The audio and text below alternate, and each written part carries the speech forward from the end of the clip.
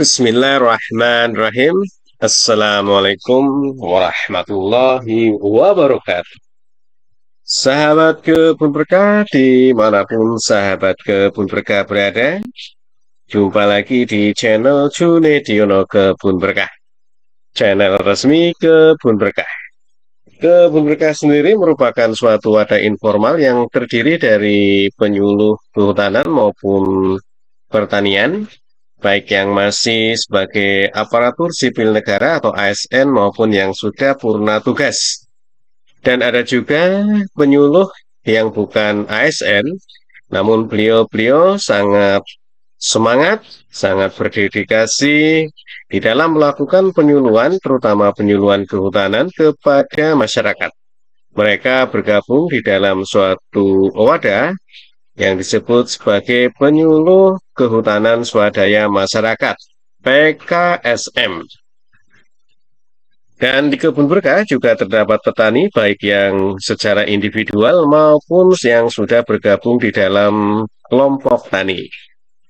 Ada Pak Abdullah, beliau adalah ketua kelompok Gakpoktan atau Babakan Surya Tani yang bermarkas di Kampung Pasir Tengah, Desa Sukaharja, Kecamatan Cijeruk, Kabupaten Bogor. Pak Abdullah melalui Poktan Babakan Surya Tani membuat atau membentuk satu wadah yaitu Saung Kebun Berkah. Dan Saung Kebun Berkah ini merupakan suatu wadah untuk membudidayakan tanaman hias aroid, yaitu tanaman hias yang memiliki keindahan pada daunnya, seperti aglaonema, anthurium, dan jenis-jenis lainnya.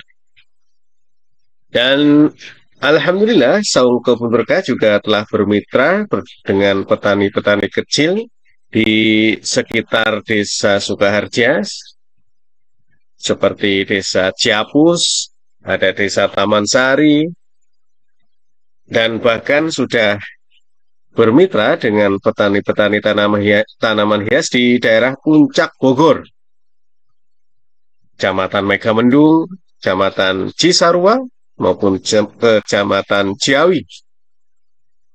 Di Kebun Berkah juga terdapat kelompok tani hutan sumber rezeki di bawah pimpinan Bapak Soleh Iskandar. Kelompok tani hutan sumber rezeki melakukan pengelolaan lahan dengan menanami tanaman-tanaman kehutanan dengan pertanian, atau kita sebut dengan istilah agroforestry. Ada tanaman akasia, ada tanaman sengon, ada tanaman jahe, cabai, pisang, dan sebagainya. Ada juga KTH kelompok tani hutan sadar tani muda yang dipimpin oleh Kang Ian. Ini ada di Gadog, Ciawi, yang membudidayakan lebah madu. Silakan sahabat Kebun Berkah yang mau membeli madu bisa ke Kang Ian, ke KTH Sadar Tani Muda. Ada juga komunitas-komunitas seperti Saung Nata Buana yang mengedukasi, memberi pendidikan terkait dengan budidaya madu, desa wisata, dan lain sebagainya kepada sahabat Kebun Berkah. Bismillahirrahmanirrahim. Baik, sahabat Kebun Berkah yang berbahagia dimanapun sahabat Kebun Berkah berada.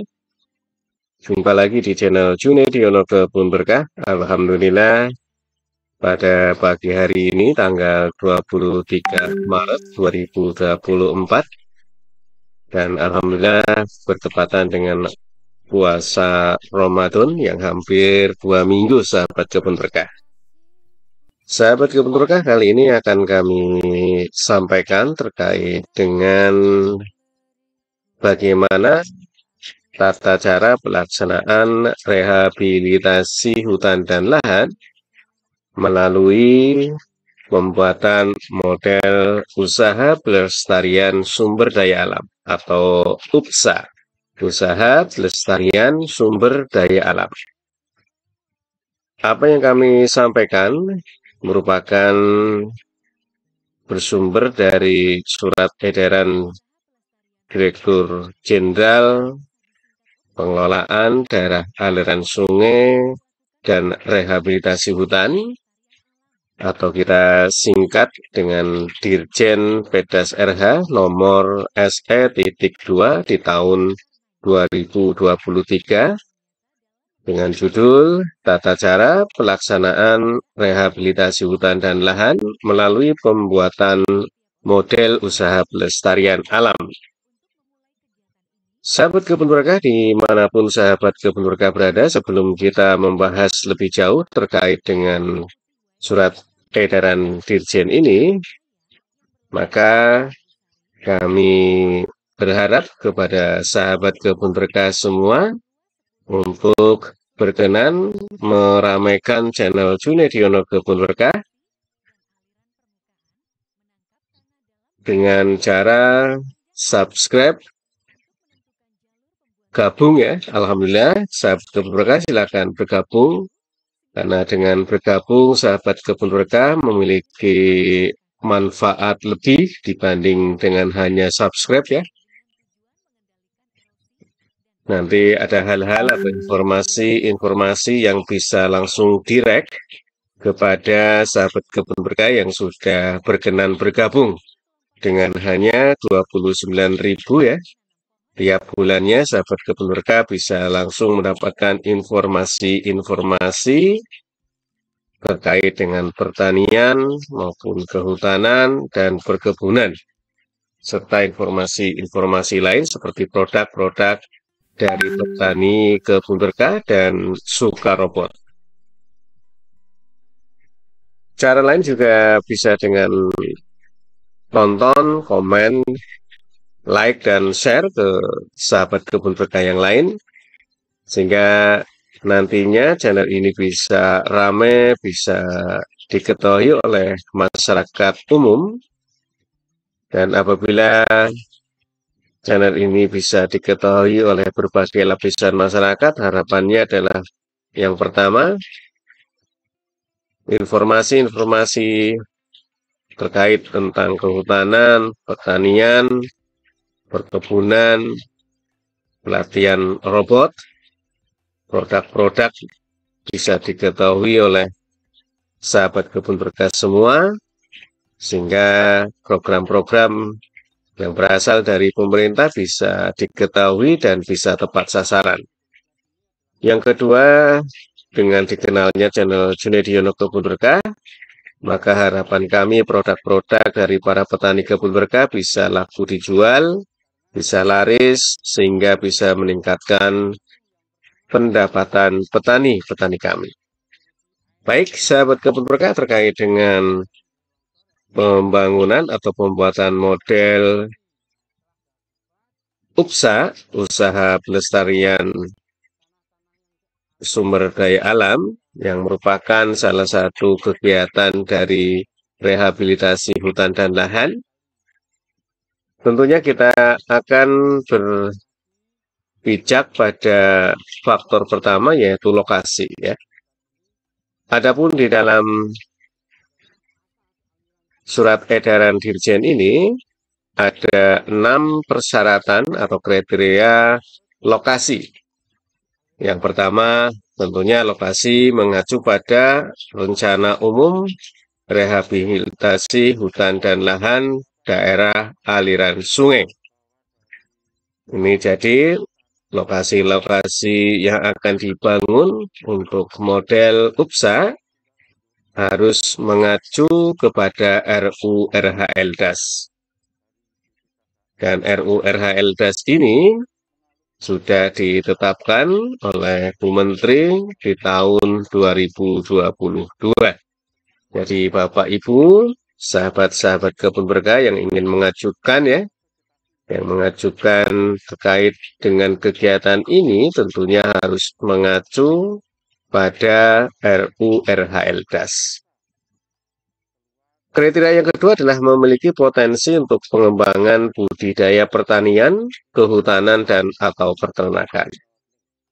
Sebagai suatu model tentunya lokasi yang ingin kita kembangkan harus sudah memiliki potensi yang bisa dikembangkan, entah itu untuk budidaya pertanian, budidaya kehutanan, maupun peternakan. Karena pola yang akan kita kembangkan memang pola agroforestry, di mana pola agroforestry ini memang memadukan tanaman-tanaman ataupun kegiatan-kegiatan di pertanian, kehutanan, dan peternakan. Kriteria yang ketiga adalah diutamakan luas minimal 6,25 hektar dan harapannya pada hamparan yang kompak. Jadi kriteria terkait dengan luasan ini mengacu kepada cara bagaimana menghitung luasan tutupan lahan sahabat kebun berkah.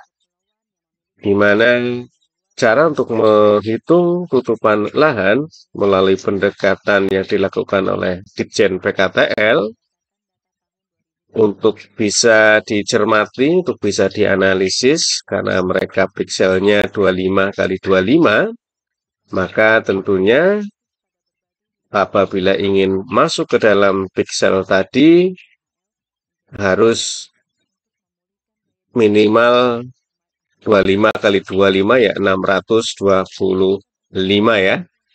625 apabila kita skalakan menjadi hektar, menjadi 6,25 hektar.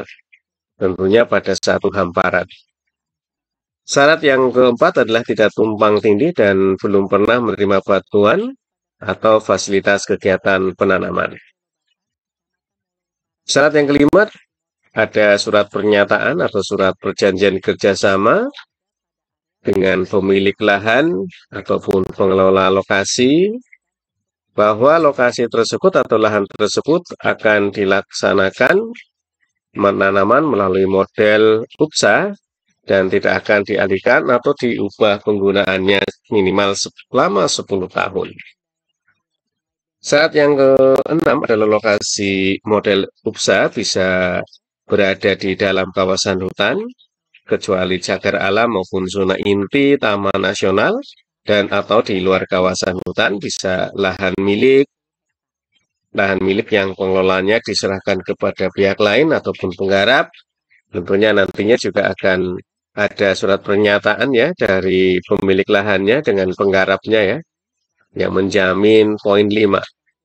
Ataupun bisa juga lahan milik pemerintah atau pemerintah daerah yang dikerjasamakan dengan Balai Pengelolaan Daerah Aliran Sungai.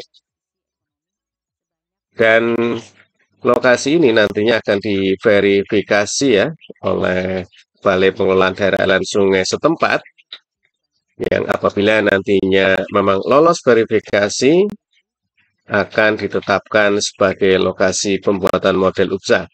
Dan verifikasi ini juga dilakukan secara administrasi ya, sahabat kebun berkah. Jadi apabila secara lokasi dan administrasi memang lolos, maka tentunya akan ditetapkan. Apabila salah satu dari dua kriteria tadi tidak lolos, maka tentunya tidak akan ditetapkan sebagai lokasi pembuatan model UPSA. Sahabat kebun berkah, itulah tahapan pertama terkait dengan pembangunan model usaha pelestarian alam. Langkah yang kedua adalah apabila sudah ditetapkan ya sahabat kebun berkah, maka BPDAS bersama dengan pelaksana UPSA, kelompok tani, bersama-sama melakukan penyusunan rancangan. Penyusunan rancangan ini ada dua ya, ada beberapa hal. Yang pertama adalah rancangan kegiatan. Rancangan kegiatan UPSA berisi rancangan kegiatan penanaman dan penerapan teknik konservasi tanah ya, dan tentunya paling sedikit memuat hal-hal nanti yang akan kami sampaikan. Terkait dengan penerapan teknik konservasi tanah, tentunya disesuaikan dengan kondisi lahannya. Apabila lahan itu miring, tentunya kita harus membuat tahapan-tahapan untuk mengurangi erosi ya sahabat kebun berkah. Misalkan dengan terasiring, ataupun dengan guludan, ataupun dengan teras bangku, dan sebagainya. Dan model-model teras ini disesuaikan dengan persentase kelerengan atau kemiringan dari lahan tadi. Dan berapanya, sahabat kebun berkah bisa mengecek di video lain di channel Junediono Kebun Berkah terkait dengan pola agroforestry.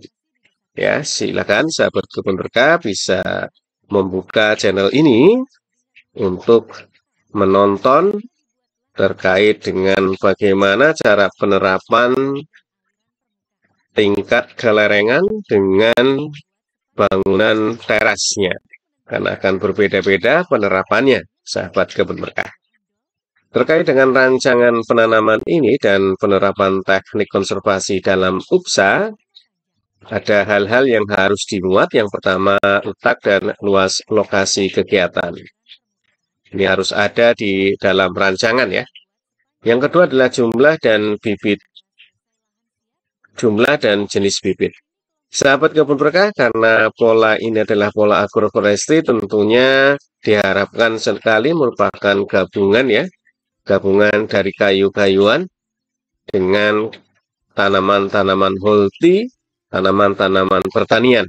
Jangan sampai kita semuanya menjadikan tanaman pertanian atau tanaman holti. Dan harapannya jumlah dan komposisinya bibit ini disesuaikan dengan apabila ada di kawasan-kawasan lindung maupun kawasan produksi maupun kawasan budidaya tentunya berbeda. Berbeda-beda ini bisa sahabat kebun berkah mengecek ataupun nanti akan kami jelaskan ya dengan video yang lain. Yang ketiga adalah skema kegiatan ya. Skema kegiatannya seperti apa? Adakah lokasi dampaknya, lokasi intinya, dan bagaimana lokasi dampak ini bisa kita kerjakan, berapa tahun dan sebagainya ya. Nanti akan kami jelaskan. Yang keempat adalah kondisi sosial ekonomi dan kelembagaan serta kondisi fisik. Kondisi fisik ini sangat mempengaruhi bagaimana pola tanam ya, bagaimana jenis tanamannya, karena tentunya kita tidak bisa menanam suatu jenis tanaman kalau tidak cocok ya, sehingga diharapkan bahwa jenis ataupun bibit yang ditanam disesuaikan dengan kondisi fisiknya. Jangan serta-merta ikut orang lain ya, menanam tanaman yang sebenarnya tidak cocok untuk dikembangkan di daerah tersebut, tetapi karena ikut-ikutan, maka kita pun menanamnya. Dan hasilnya tentunya sudah bisa diprediksi karena tidak sesuai dengan kondisi fisiknya, tentunya tanaman yang kita tanam nantinya akan gagal. Yang kelima adalah rencana kegiatan. Yang keenam, rencana anggaran biaya yang memuat kebutuhan biaya bahan, peralatan maupun upah kerjanya. Karena sahabat kebun berkah ini luar biasa sebenarnya ya, menanam di lahan sendiri tapi dibiayai semuanya, termasuk tenaga kerja sahabat kebun berkah yang membuatnya. Nanam di lahan sendiri, semua bahan dibantu oleh pemerintah, dan tenaganya pun dibiayai, dibayar sahabat kebun berkah. Yang selanjutnya adalah tata waktu pelaksanaan kegiatan. Lalu gambar pola kegiatan vegetatif dan teknik sipilnya. Nah, ini kegiatan vegetatifnya di mana, bangunan konservasi sipil teknisnya di mana. Dan bangunan konservasi atau sipil teknis ini tadi sudah dijelaskan disesuaikan dengan kondisi lahannya. Apakah menggunakan teras dak bangku, beras kredit, maupun bulutan, maupun yang lain ya, disesuaikan dengan kondisi lahan itu sendiri. Dan yang terakhir adalah peta situasi atau peta lokasi model UPSA dan areal dampaknya dengan skala 1:2500. Inilah sahabat kebun berkah yang harus ada di rancangan kegiatan. Yang kedua di dalam penyusunan rancangan adalah alternatif pembagian areal dampak. Pembagian areal dampak disesuaikan dengan kondisi lapangan dan kondisi masyarakat setempat. Dan apabila sahabat kebun berkah melihat gambar segi 4A ya, areal dampak dibagi ke dalam 4 blok yaitu A, B, C, dan D. Dan yang hitam ini adalah lokasi model UPSA. A, B, C, D ini merupakan areal dampak blok yang bisa dikerjakan secara tahunan dengan harapan ya, ini yang hitam ini akan menular ya kegiatannya. Yang B, areal dampak sendiri bisa kita bagi lagi ya, kalau memang luas maka kita bagi lagi, misalkan untuk A menjadi A1 sampai A4, ataupun juga B menjadi B1 sampai B4, C demikian juga C1 sampai C4, dan D1 sampai D4. Nah, inilah lokasi-lokasi dampak yang kita rencanakan bisa dikerjakan mengikuti model UPSA-nya. Dan areal dampak ini merupakan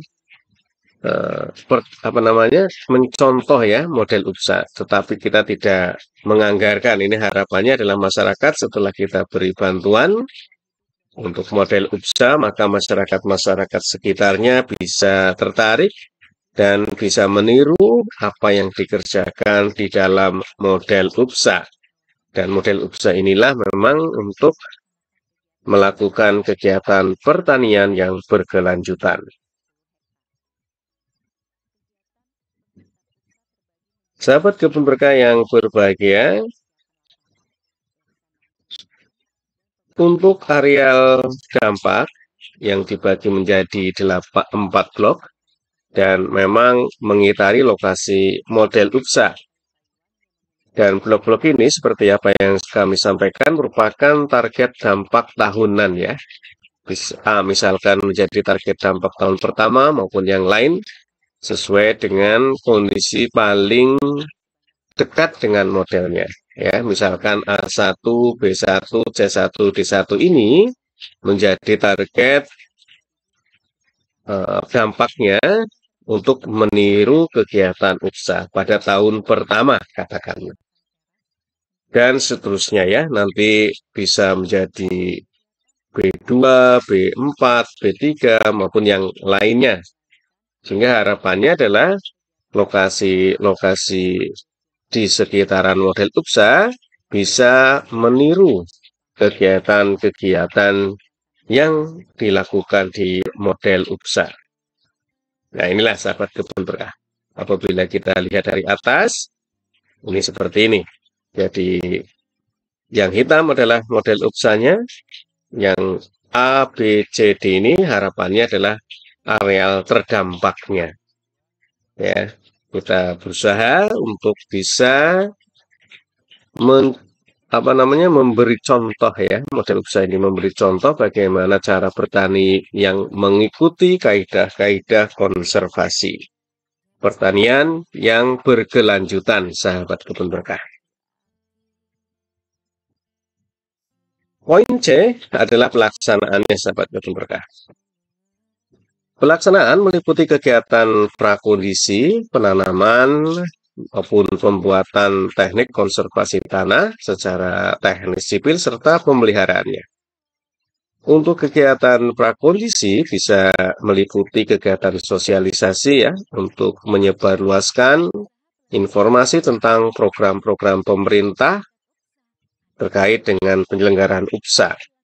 Ini ya, tentang bagaimana melakukan penanamannya seperti apa, membina usahanya seperti apa, terus menanamnya bagaimana. Yang kedua adalah penyuluhan. Ini penyuluhan juga memberikan pengetahuan dan pemahaman tentang teknis penanaman maupun pemeliharaan tanaman. Maupun mungkin ada hewan ya di situ ya. Yang ketiga adalah pendampingan.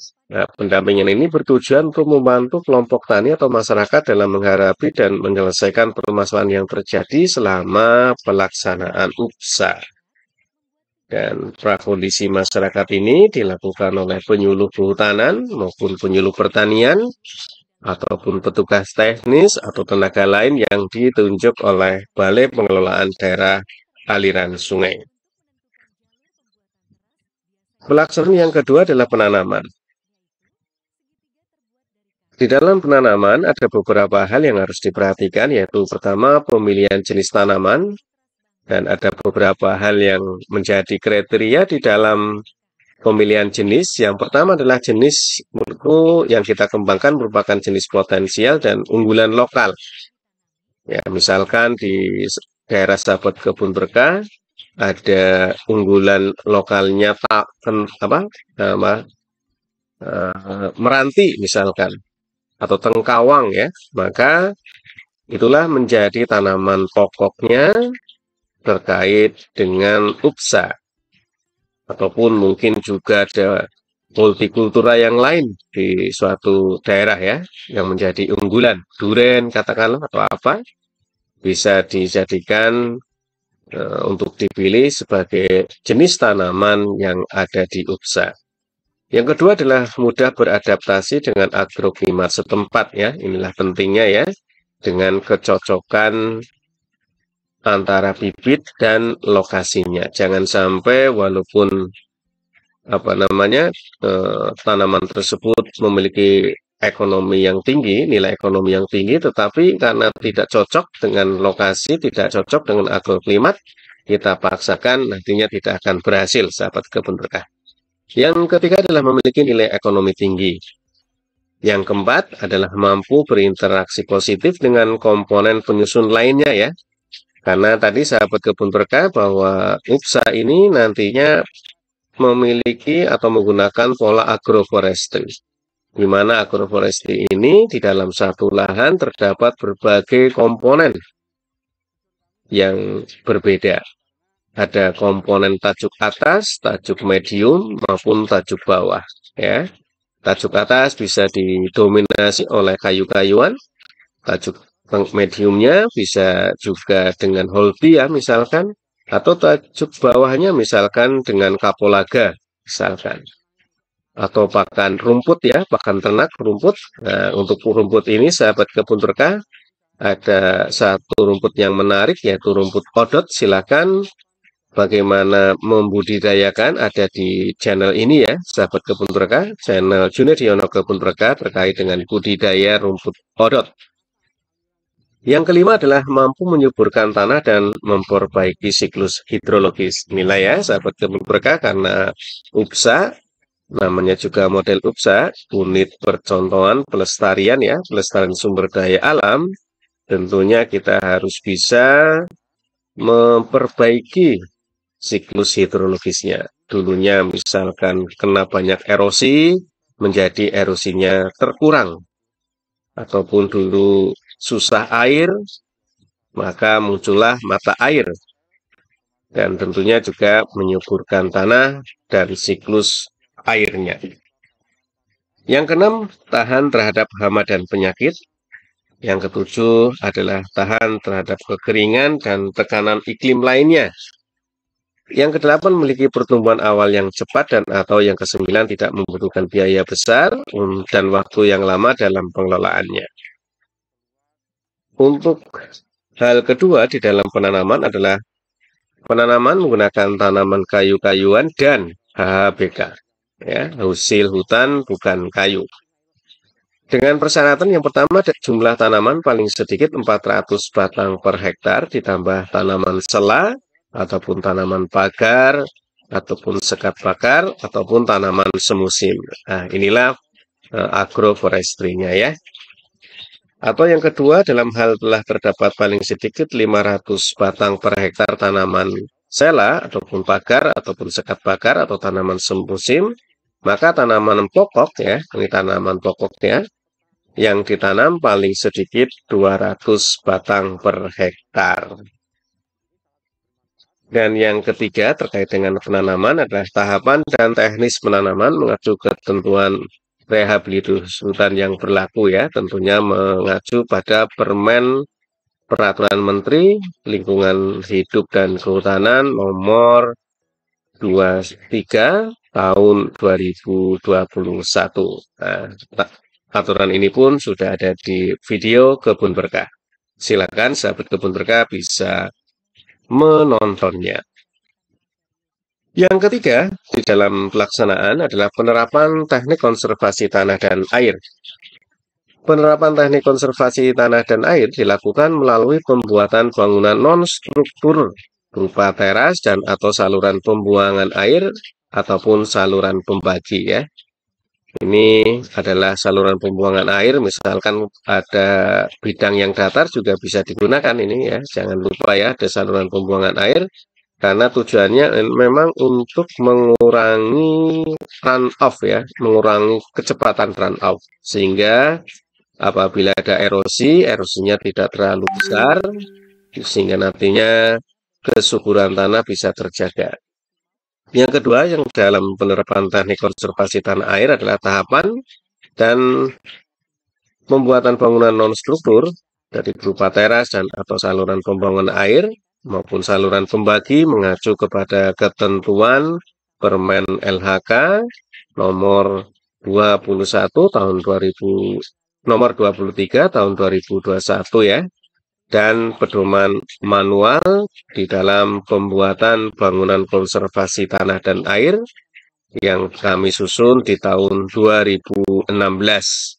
Kalau buku ini atau manual ini belum kami sosialisasikan di channel ini sahabat Kebun Berkah.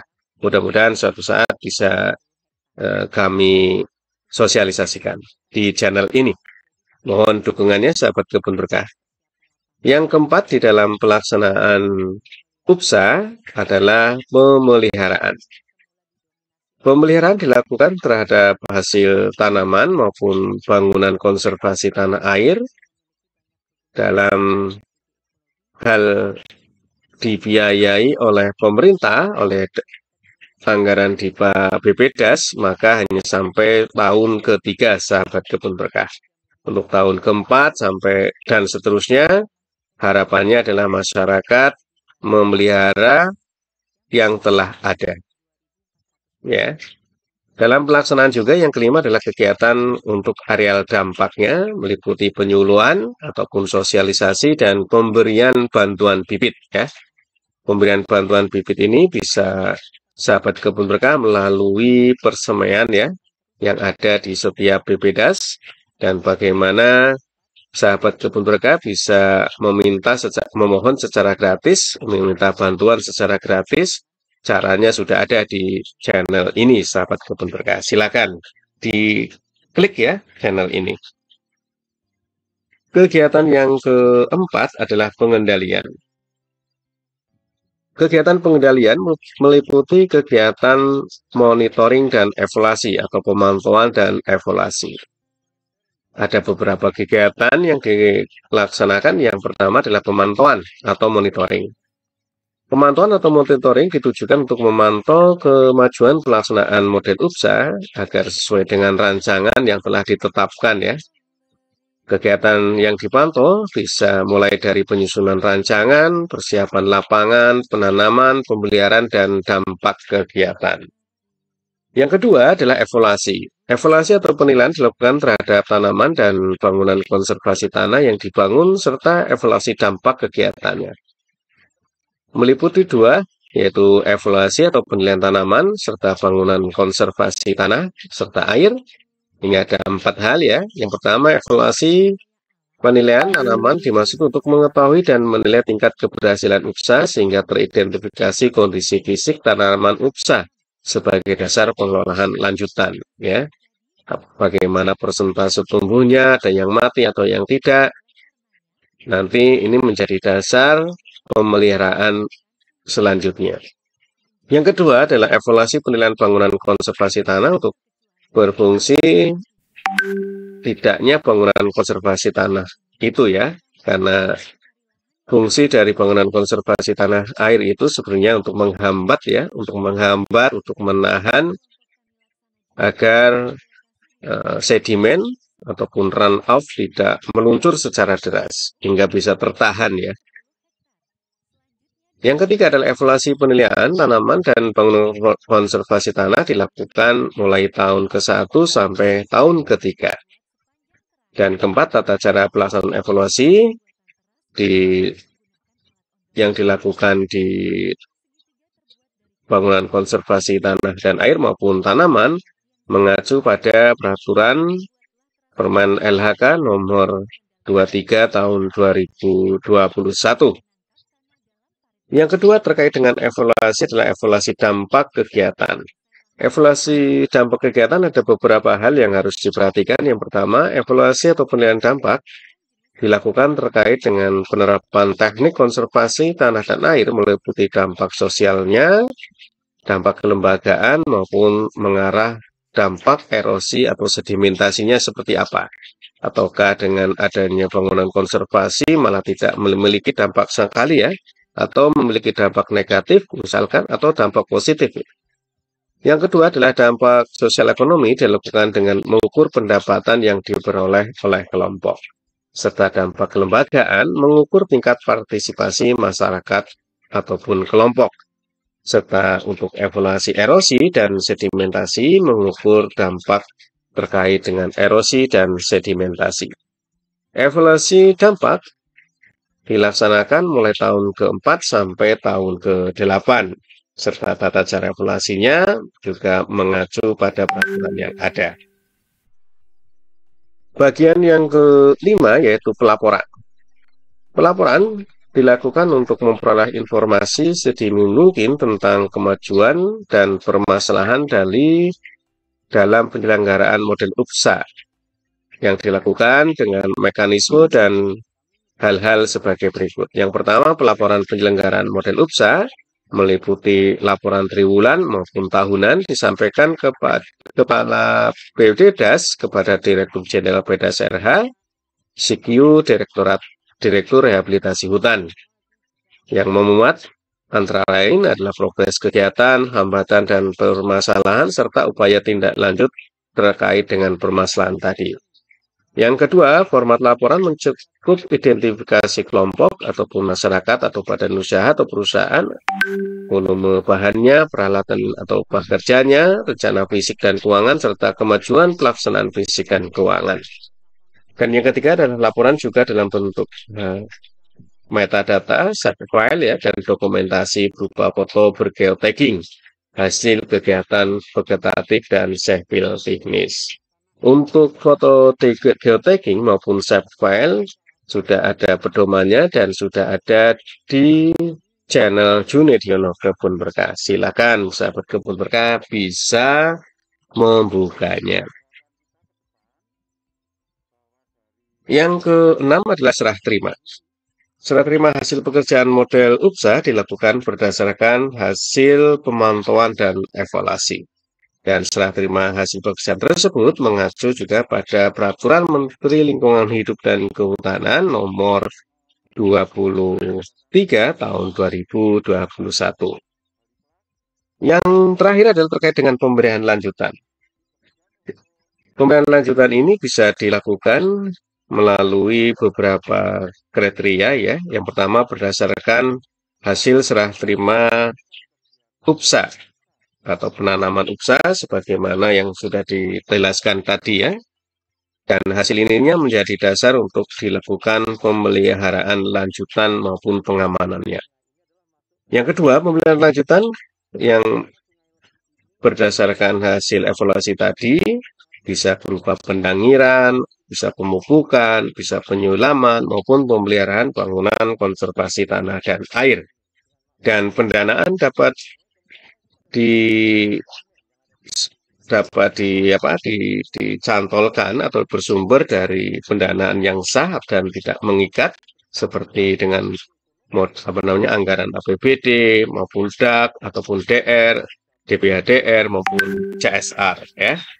Jadi ataupun dana dari masyarakat sendiri. Silakan sahabat kebun berkah yang berbahagia.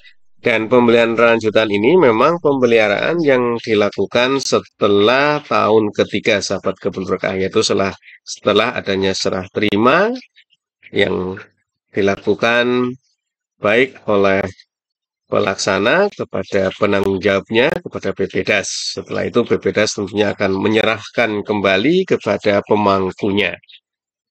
Itulah sahabat kebun berkah terkait dengan model UPSA, pelaksanaan model UPSA ya, di mana model UPSA ini memang berusaha untuk mengembangkan model pertanian berkelanjutan, model pertanian yang melihat bagaimana konservasi tanah dan air yang bisa melestarikan, yang bisa menjaga tingkat kesuburan tanah. Terima kasih sahabat kebun berkah yang berbahagia dan selamat beraktivitas. Semoga sukses. Salam petani. Assalamualaikum warahmatullahi wabarakatuh.